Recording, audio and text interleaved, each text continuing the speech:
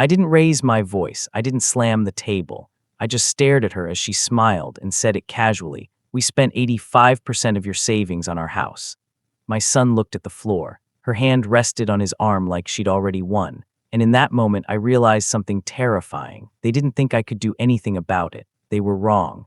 Before we continue, please subscribe to the channel and let us know in the comments where you're listening from. My name is Alina Whitfield. I'm 63 years old and I live in Savannah, Georgia. I spent my entire life saving carefully, not for luxury, for security, for peace. I trusted my son. I trusted his wife. And one sentence at my own dining table taught me how dangerous that trust had become. I had set the table for 4. That alone should have told me something was wrong. My dining room was small, warm, the kind of room where conversation stayed gentle because the walls felt too close for shouting.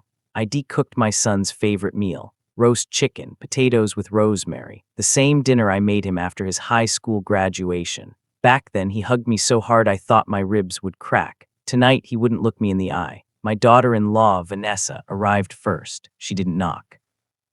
She came in like the house already belonged to her. "Smells nostalgic," she said, setting her purse on the chair that used to be my husband's. My son Andrew followed behind her, quiet, hands in his pockets, shoulders slumped in a way I hadn't seen since he was a scared little boy. We sat, plates clinked, forks scraped, small talk limped along. I waited, because when people avoid your eyes, they're usually building up to something. Vanessa wiped her mouth with a napkin and leaned back in her chair.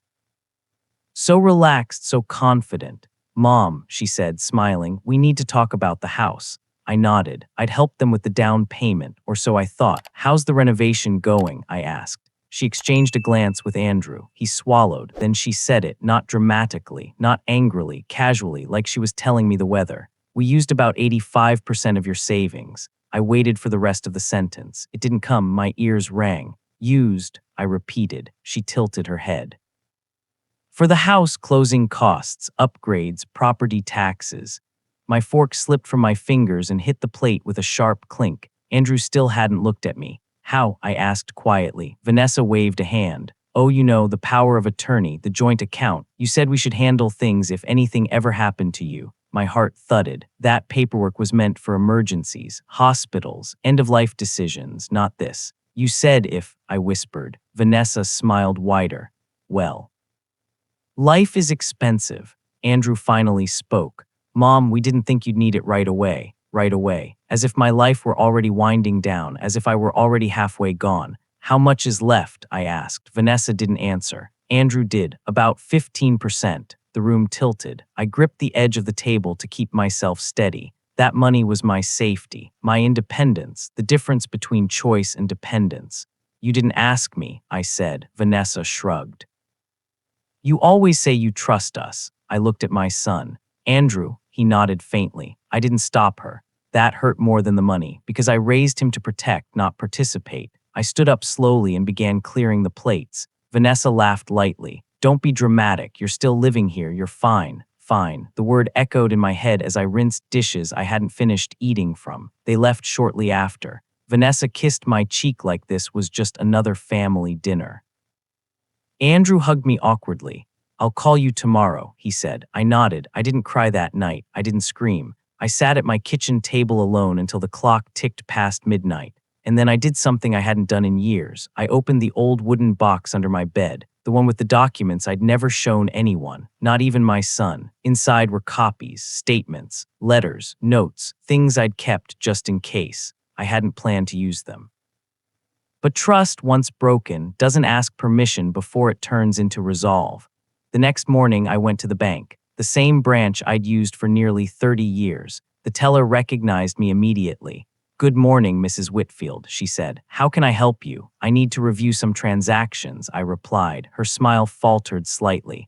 "Of course," she typed, paused, typed again. Then she looked up at me with a different expression. "Concern, Mrs. Whitfield. Did you authorize these transfers personally?" I leaned closer to the screen. The dates lined up with weekends when Andrew and Vanessa said they were busy. My stomach tightened. "No," I said. The teller hesitated. "There are signatures here, but they don't match your usual handwriting." My pulse quickened. "Show me." She turned the screen slightly. The signature was mine, but not mine, careful, slanted differently, practiced, forged. My mouth went dry. Who submitted these? I asked. The teller clicked another tab. Your daughter-in-law handled most of them. Your son signed off digitally. I closed my eyes. Not a mistake. A plan, a careful, smiling plan. I thanked the teller and asked for copies of everything. As I stood to leave, she hesitated again. Mrs. Whitfield, there's something else. I turned. There was a pending transfer scheduled for next week. My breath caught. How much? She swallowed. Everything that's left. The room went quiet. Vanessa hadn't spent my savings. Not yet, she was still finishing the job. I walked out of the bank into the Georgia heat with a folder under my arm and a strange calm in my chest. They thought I was weak. They thought I was old. They thought I wouldn't notice until it was too late. But I'd raised a son. I'd buried a husband. I'd survived worse than betrayal. And as I sat in my car, phone in hand, I made one call, not to Andrew, not to Vanessa, to someone they didn't even know existed. Someone who'd been waiting quietly for the day I might finally need her help. And when she answered, I said only one thing: they're trying to take everything. She paused, then replied calmly, good, now we can stop pretending. Her name was Marion Cole. I hadn't said her name out loud in almost 20 years. Marion was my sister-in-law, my late husband's younger sister, and the sharpest woman I had ever known. Former accountant, former forensic auditor. The kind of person banks called when something didn't add up. When she answered my call, she didn't ask how I was. She asked one question. How much did they take? 85%, I said. A pause, then very calmly, send me everything. I emailed her the statements from the bank parking lot, transfers, forged signatures, digital approvals. By the time I reached home, she'd already found something. They didn't just steal from you, she said over the phone.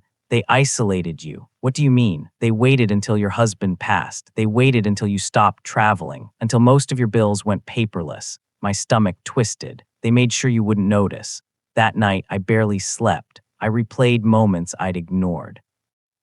Vanessa insisting I switch banks for convenience. Andrew telling me, Mom, don't worry about paperwork. Them offering to handle things more often. I'd mistaken involvement for care. The next morning, Marion drove down from Atlanta. She walked into my house, set her briefcase on the table, and looked around slowly. They've already started changing the narrative, she said. What narrative? That you're confused, forgetful, not fully aware. I stiffened. That's why they needed the power of attorney, she continued. Not just access, control. We spent hours reviewing documents. Marion circled dates with a red pen. Here, she said, and here and here. Every transfer lined up with a visit. Every withdrawal followed a dinner, a holiday, a hug. My chest ached. They planned this, I whispered. Marion nodded, and they're not done. At noon, my phone rang. Andrew, I let it ring. Then again, then Vanessa. I ignored them both. At 3:17 p.m., a text came through.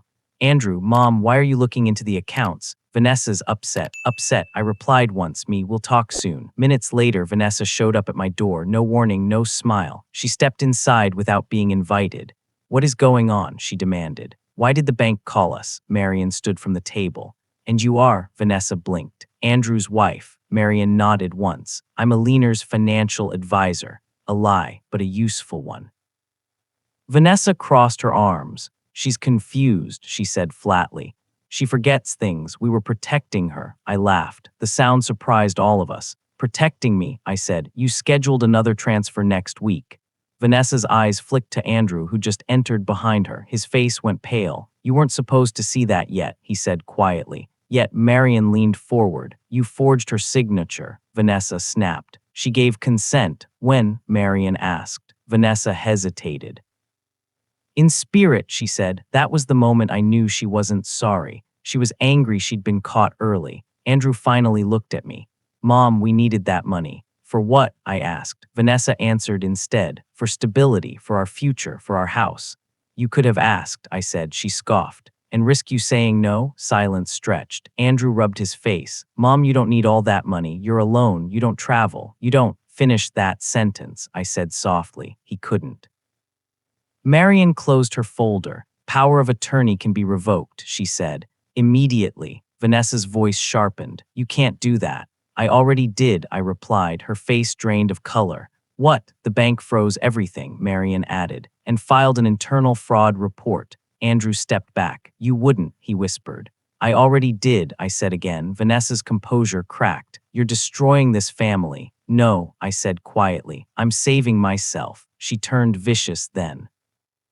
You think you're smart, you think this ends well for you. Marion didn't blink. It ends legally. Vanessa grabbed her purse. This isn't over, she hissed. You don't know what you've started. They left in silence. That night Marion stayed over. We drank tea in the dark kitchen. You ready for what comes next? She asked. I nodded. I don't want revenge, I said. I want truth. Marion's eyes softened. Good, she said, because the truth is enough. The next morning I received an email. From Vanessa, subject line, medical evaluation. Inside was a PDF, an appointment confirmation, a cognitive assessment. Scheduled in my name, without my consent, my hands shook. They're trying to declare you unfit, Marion said grimly. I stared at the screen. They want the court to give them control, I whispered. Marion nodded. And if they succeed, everything goes back to them. My phone buzzed again. A voicemail, Vanessa's voice, cold, calm. You should cancel the fraud claim, Alina. Before things get embarrassing, the line clicked dead. I sat very still. Then I smiled, because now I understood. This wasn't just about money. It was about erasing me, and I wasn't going quietly. The evaluation was scheduled for Tuesday morning, 9 a.m. Vanessa had chosen the time carefully, early enough to catch me tired, early enough to control the narrative, early enough to make me look small. I didn't cancel it. I showed up, but not alone. Marion drove us. She wore a gray blazer and carried a thin folder that looked harmless, but I knew what was inside. Truth, evidence, receipts. The clinic smelled like disinfectant and quiet judgment. Vanessa was already there, perfect posture. Soft smile, concerned daughter-in-law face fully activated. Andrew sat beside her, hands clasped, eyes red. When he saw me, he stood halfway. Mom, I raised a hand. Sit, I said gently. We'll talk after. The doctor called us in, middle-aged, neutral voice, clipboard ready. We sat. Vanessa spoke first. She's been confused lately, she said. Misplacing things, forgetting conversations, getting paranoid about finances. I stared straight ahead. The doctor nodded, made notes. Mrs. Whitfield, he said, do you know why you're here today? Yes, I replied calmly, to prove I'm still myself. Vanessa's smile tightened. The doctor asked questions, date, address, recent events. I answered without hesitation. Then came the memory tests, numbers backward, word recall, logical reasoning. I passed everyone. Vanessa shifted in her chair. The doctor frowned slightly. So far, he said, I see no signs of cognitive impairment. Vanessa leaned forward quickly. But she's emotionally unstable, she insisted. She filed a fraud claim against us, against her own family. The doctor looked at me. Why did you file that claim? I took a breath. Because money was taken from my accounts without my consent using forged signatures and misused authority. Marion slid the folder across the table. Documentation, she said calmly. Time stamped, reviewed by the bank's fraud department. The doctor flipped through pages. His expression changed. Vanessa's voice sharpened. She agreed to it. She said we could use the money. I finally looked at her. When? I asked softly. She opened her mouth. No words came. The doctor closed the folder. This is not a medical matter, he said. This is a legal one. Vanessa's composure cracked. Andrew stood up suddenly. Stop, he said. Just stop. He turned to me. Mom, I didn't think it would go this far. How far? I asked. Far enough to erase me. Tears spilled from his eyes. I thought you'd forgive us, he whispered. You always do. That hurt more than anything else. Forgiveness isn't permission, I said quietly. The doctor cleared his throat. This evaluation is complete, he said, and for the record, Mrs. Whitfield is fully competent. Vanessa's face went white. Outside the clinic, she exploded. You planned this, she snapped at Marion. You set us up. No, Marion replied evenly. You did that yourself. Vanessa turned on me. You think this makes you powerful, she hissed. You'll die alone. Andrew flinched. I stepped closer to her. No, I said calmly. I'll die with my dignity. That afternoon, the lawyer meeting happened. Court filings, statements, reversal of power of attorney. The fraud claim moved forward. By evening, my accounts were secured. Vanessa called me 10 times. I didn't answer. The next day, Andrew came alone. He He sat across from me at the same table where she'd smiled and announced she spent my savings. "I'm sorry," he said. "I let her convince me you'd be okay." I studied his face, my son, older now, weaker in ways I hadn't expected. "I raised you to protect people," I said, "not exploit them." He nodded. "She's angry," he said. "She says you ruined everything." I shook my head. "She ruined her own plans." He looked up. "What happens now?" I folded my hands. "Now," I said, "the law finishes what I started." He swallowed. "And us?" That was the hardest question. "I don't know yet," I answered honestly, "but I won't be controlled again." That night I slept deeply for the first time in weeks. No fear, no shaking hands, just stillness. The next morning an email arrived from the bank. Fraud confirmed, funds recovered, investigation escalated. I exhaled slowly, but the story wasn't over, because later that day Marion received a call. Vanessa had emptied their joint account. She moved out, and she was threatening to sue. Marion looked at me over her glasses. "She's desperate now," she said. I nodded. "Good," I replied softly. Desperate people make mistakes, and for the first time since that dinner, I felt something stronger than fear. I felt ready. The lawsuit came 3 weeks later, not quietly, not carefully. Vanessa filed it loud and dramatic, accusing me of financial abuse, emotional manipulation, and elder neglect. She wanted the court to believe I was a confused old woman being controlled by a hostile relative. Marion read the filing twice. Then she laughed, not because it was funny, because it was desperate. "She's panicking," Marion said, "and panic leaves fingerprints." Andrew didn't call me that week, not once.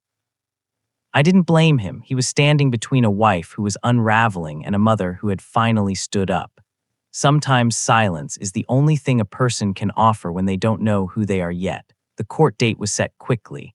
Vanessa pushed for an emergency hearing. She wanted control back before the fraud investigation went public. She underestimated one thing: paper. Paper remembers everything. The courtroom was smaller than I expected. Beige walls, wood benches. A seal on the wall that made everything feel heavier. Vanessa sat across from me with a lawyer who looked tired already. She wore soft colors, minimal makeup, the uniform of someone pretending to be harmless. I sat beside Marion, calm, still. The judge entered. Vanessa's lawyer spoke first. He painted a picture of me as fragile, easily influenced, and emotionally compromised after my husband's death. He claimed Vanessa only stepped in to protect family assets. When it was our turn, Marion stood slowly. She didn't raise her voice. She didn't dramatize. She presented facts, bank statements, signature analysis, digital timestamps, recorded phone calls, emails. Then she did something Vanessa wasn't prepared for. She introduced the timeline, every transfer, every visit, every dinner, every text message where Vanessa subtly pushed me to rest, to let us handle it, to stop worrying. Control dressed as kindness. The judge leaned forward. Then Marion introduced the fraud report. Confirmed, documented, escalated. Vanessa's lawyer stiffened. The judge turned to Vanessa. "Did you schedule a cognitive evaluation without Mrs. Whitfield's consent?" Vanessa hesitated. "Yes," she said, "but I was concerned." The judge raised a hand. "Concern does not grant authority." Vanessa swallowed. Then came the final blow. Marion presented the forged signature comparison, side by side, mine and the one used on the transfers. Even Vanessa couldn't look at it. The courtroom went quiet. The judge removed her glasses. "This court finds no evidence of cognitive impairment," she said. She paused. "But I see substantial evidence of financial exploitation." Vanessa's face collapsed. "The power of attorney," the judge continued, "is hereby permanently revoked." She looked directly at Vanessa. "And this matter will be referred to the district attorney." Vanessa gasped. "No, please," but the gavel came down, and with it everything Vanessa thought she owned disappeared. Aftermath. Andrew waited for me in the hallway. He looked exhausted, older, smaller. "I didn't know," he said quietly. "I know," I replied. He swallowed. "She's staying with a friend. She emptied what little she had left. She's angry." I nodded. "That's her choice." He looked at me carefully. "Are you okay?" I considered the question. "My money is safe," I said. "My mind is clear. My voice is my own." He nodded. "I don't know what comes next," he admitted. Neither do I said gently, but it won't be built on lies. That night I went home alone, but for the first time the house didn't feel empty. It felt peaceful. The letter a month later, a letter arrived, handwritten. Vanessa, I didn't open it right away. When I finally did, the words inside were sharp, then soft, then angry again. She blamed me. She blamed stress. She blamed Andrew. She apologized without really apologizing. She asked for help, money. I folded the letter carefully. I didn't respond, not because I hated her, but because saving someone from consequences only teaches them to repeat the behavior. The conversation Andrew came over one evening. No Vanessa, just him. We sat at the same table where it all started. I'm filing for separation, he said quietly. I nodded. That's a hard thing. She changed, he whispered. Or maybe I just didn't want to see who she was. I reached across the table and took his hand. People show us who they are when they think we're powerless. He squeezed my fingers. I should have protected you. Yes, I said gently, but you're learning now. The choice a few weeks later, I made changes, not because I was afraid anymore, but because I was free. I moved my accounts, updated my will, set boundaries. I joined a small book club, started walking every morning, laughed more. I didn't give Andrew money, I gave him honesty. And slowly that rebuilt something real. The ending one evening, I sat on my porch watching the sun dip low. The air was warm, quiet. I thought about that dinner, about the confidence in Vanessa's smile when she said she'd spent my savings. She thought money was power. She was wrong. Power is knowing you can say no and survive it. Power is standing up when someone expects you to sit quietly. Power is realizing you are not finished just because someone else wants to use your ending for their beginning. I raised my teacup to the empty chair across from me, and for the first time in a long while, I didn't feel afraid of the future. I felt in control of it, and that was something no one could ever take from me again.